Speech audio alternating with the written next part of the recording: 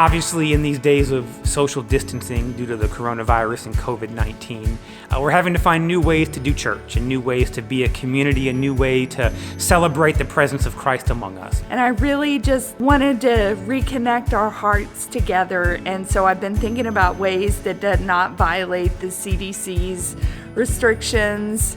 So this week was the lead up to Palm Sunday, and we knew that we weren't going to gather together, so we decided to call everyone, email everyone, and let them know we'll be doing a socially distant palm distribution as they drove through our parking lot.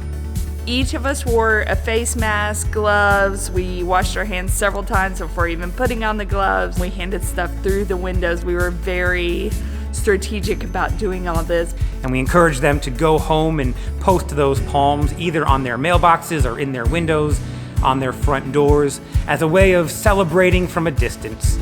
It was hopefully a way that we could find some togetherness and some community, honor the Spirit of Christ, honor the spirit of togetherness and celebration, even if we are celebrating separately from one another. But we still got to tell everyone we loved them and see their face in person. I even got to see some of my preschoolers, which is so nice during a time when we don't get to see each other. Just about everybody that came said how much they missed being around people. So that was really nice to kind of be that bridge for people to have social interaction when we're feeling so down from that right now. It was really awesome. I think the best part was actually seeing our church family members come through and just say how much they missed everybody. And, even though it was from afar, it was still wonderful to see faces and smiles and wave the branches. And it was just really, really nice. It was cold, but moving around kept us warm, and seeing everybody as well kept us warm. But it was quite chilly out there, which kind of made me reminisce about my cheerleading days. So we did a lot of cheerleading moves with the palm branches, which attracted quite a few people. Either that or drove them away. I'm not sure which. Community is such a big part of who we are at Saginaw United Methodist Church, and so we really missed that part of our faith journey together. And so to see faces, even through car windows, to share a smile, to laugh together for a moment was a blessing and a joy, and surely brought joy into my life, and I know it brought joy into the life of many of our congregants as they shared this moment with us today. We did have a brief hiccup or a brief moment of panic. At about 10 o'clock this morning, we were only 3 hours from handing out palms. We couldn't find the palms. The children's director was tracking the palms with the tracking number.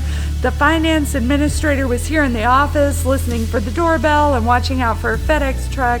And then when he left, the building superintendent lives close by, but he came in person and he was on looking until about 6 o'clock last night. By 8 o'clock, we still hadn't heard a word or received the palms, and so we were all panicking a little bit. They had been delivered, but we couldn't find where, and so we were trying to make contingency plans.